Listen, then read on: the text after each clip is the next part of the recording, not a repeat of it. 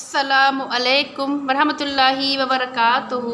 मेरे प्यारे से इस्लामी भाई बहनों, उम्मीद करती हूँ कि आप सब लोग खैरियत से होंगे और अल्लाह पाक से दुआ है अल्लाह पाक आप लोगों को खैरियत से रखे, खुश रखे, अपने हिफ्ज़ व अमान में रखे। मेरा नाम है नूरुस्सबा और आप देख रहे हैं अपना प्यारा सा चैनल अली वजीफ़ा। मेरे प्यारे से इस्लामी भाई बहनों, आज मैं आप लोगों को बताने वाली हूँ कि रोज़ा कबूल होने की क्या निशानियाँ होती हैं। देखिए, रोज़ा रखते हैं, हम सब लोग रोज़ा रखते हैं और उसके बाद में ये लगा रहता है कि रोज़ा जब रखते हैं तो ना खाना खाते हैं ना पानी पीते हैं। तब ये लगा रहता है कि कहीं कोई ऐसी गलती ना हो जाए जिससे कि रोज़ा मकरूह हो जाए, क्योंकि रोज़ा रखने का मतलब सिर्फ यही नहीं होता है कि खाना ना खाओ कि पानी ना पियो। अगर ठीक से रोज़ा नहीं रखा तो क्या होता है कि वो रोज़ा नहीं होता है, वो फिर फाका हो जाता है।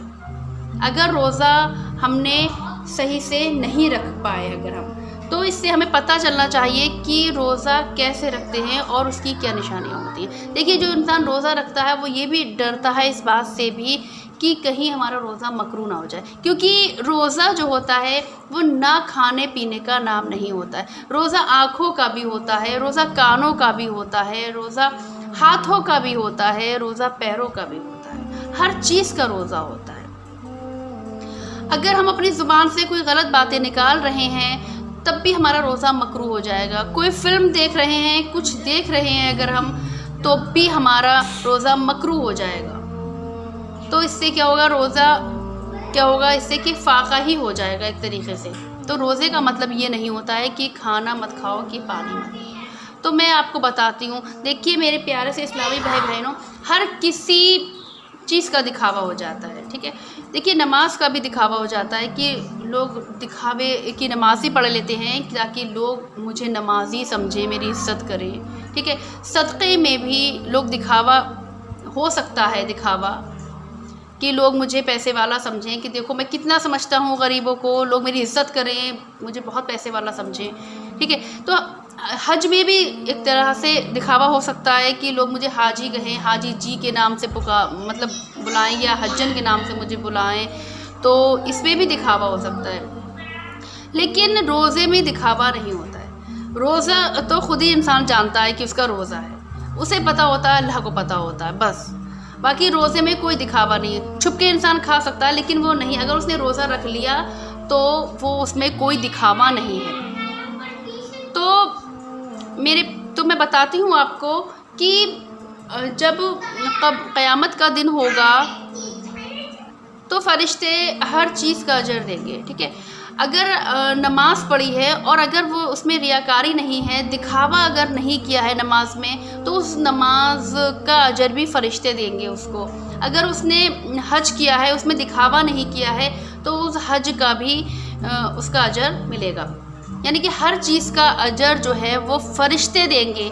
लेकिन ये रोज़ा ऐसी चीज़ है जिसका अजर फ़रिश्ते नहीं बल्कि अल्लाह पाक खुद देगा, खुद इसका इनाम देगा कि ये रोज़ा जो इसने रखा है, ये रोज़ा इसने मेरे लिए रखा है, मेरी मोहब्बत में रखा है, मेरी वजह से रखा, मेरे लिए रखा है इसने ये रोज़ा। तो उसका रोज़ेदार का जो अजर है वो अल्लाह पाक खुद देगा, खुद देगा उसका अजर। तो मैं आपको कुछ निशानियाँ बताती हूँ। तो जैसे कि नमाज है, ठीक है। अगर आपने ज़ोहर की नमाज़ पढ़ी, ठीक है, ज़ोहर की नमाज़ अगर आपने अदा की और उसके बाद में आपने असर की नमाज़ पढ़ी, ठीक है, उसके बाद में आपने मगरिब की नमाज़ पढ़ी, तो जब आप अल्लाह पाक के सामने एक बार खड़े हुए, ठीक है, उसके बाद में आप ज़ोहर की पढ़ी, उसके बाद में अल्लाह पाक ने आपको तौफ़ीक़ दी, आपने असर की नमाज़ पढ़ी, तो इसका मतलब क्या हुआ कि अल्लाह पाक को आप पसंद आ गए, अल्लाह पाक को आपकी नमाज जो है वो कबूल हो गई।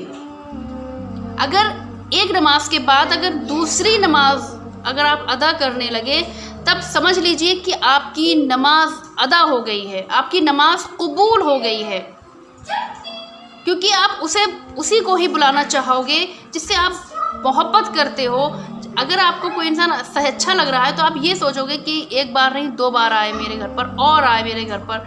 तो ऐसे ही अल्लाह पाक, अगर आपको नमाज़ पढ़ने का आप सोच रहे हो कि अरे हमारे पास तो टाइम ही नहीं है नमाज़ पढ़ने का, लेकिन ऐसा नहीं है। ऐसा नहीं है कि नमाज़ पढ़ने का आप सोचो टाइम नहीं मिला, ऐसा नहीं, बल्कि आप ये सोचिए कि मैं कितना गुनहगार हूँ, मैं कितना बदबख्त हूँ जो अल्लाह पाक ने मुझे अपने सामने खड़ा कर नहीं किया, मैं कितना बड़ा गुनहगार हूँ।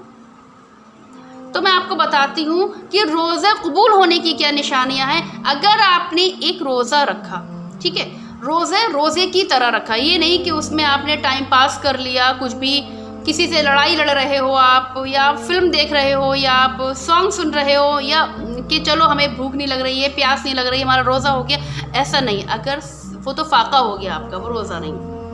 अगर आपने सही तरीके से रोज़ा रखा, ठीक है, और रोज़ा रखने के बाद में अगर आपने दूसरे दिन भी रोज़ा रखा, ठीक है, आप तीसरे दिन भी अगर आपने रोज़ा रखा, तो इसका मतलब यह है कि आपका रोज़ा अल्लाह पाक को पसंद आ गया, आपका रोज़ा कबूल हो गया। तभी अल्लाह पाक ने दूसरे दिन भी रोज़ा रखवा दिया, तीसरे दिन भी रोज़ा रखवा दिया, ठीक है। और रोज़ा अगर मजबूरी नहीं है तो रोज़ा तोड़ने का, तो मतलब रोज़ा ना रखने का कितना बड़ा गुनाह है कि कुछ लोग मतलब ऐसे होते हैं जिनकी ज़्यादा मजबूरी नहीं भी होती है, फिर भी वो रोज़ा नहीं रखते हैं कि हमें कमज़ोरी आ जाएगी, लेकिन ऐसा नहीं होता। रोज़े में कोई कमज़ोरी नहीं आती है, रोज़े में और रूहानी ताकत मिलती है अलग से, और ज़्यादा रूहानी ताकत मिलती है, एनर्जी लगती है ख़ुद को रोज़ेदार में। एक रोज़ा रखने के बाद में अगर आपको दूसरे रोज़ा भी अगर आपको रखने को मिल जाए, तब समझ लीजिए कि आपका रोज़ा कबूल हो गया है। लेकिन अगर जानबूझकर अगर आपने छोटी मोटी तकलीफ़ों में भी अगर रोज़ा छोड़ दिया कि हमें ये है हल्का फुल्का, कुछ भी ज़्यादा मजबूरी नहीं है, तो उसका इतना बड़ा गुनाह है कि अगर रमज़ान में किसी ने एक रोज़ा भी अगर छोड़ दिया, एक रोज़ा भी अगर नहीं रखा, तो वो अगर वो 60 रोज़े भी रख ले, 100 रोज़े भी अगर रख ले, फिर भी वो एक रोज़ा वो अदा नहीं कर पाएगा। एक रोज़ा वो अदा नहीं कर पाएगा अगर उसने 100 रोज़े भी अगर उसने रख लिए, तो रमज़ान का वो एक रोज़ा अदा उससे नहीं कर पाएगा। तो अल्लाह पाक हम सबको रोज़दार बनाए, क्योंकि रोज़ा रखने में कोई कमज़ोरी नहीं आती है। अल्लाह पाक कुदरती ताकत दे देता है, अल्लाह पाक खुद ब खुद ताकत दे देता है। और फिर वो रोज़ा ही क्या जिसमें भूख ना लगे, प्यास ना लगे।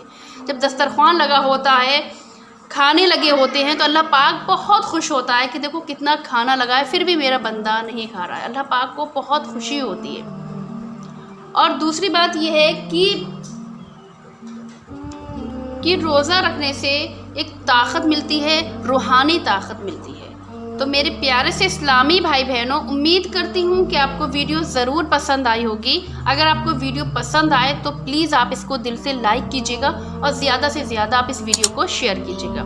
अगर आप हमारे चैनल पर नए आए हैं तो आपसे गुजारिश है आप हमारे चैनल को सब्सक्राइब कीजिएगा, हमें सपोर्ट कीजिएगा। हम डेली आपकी खिदमत में वीडियो लेकर आते हैं, तो प्लीज़ आप लोग हमें सपोर्ट कीजिएगा। तो मिलते हैं हम अब आपसे ऐसे ही नेक्स्ट वीडियो में। जब तक के लिए अल्लाह हाफिज़, अपना ख्याल रखिएगा।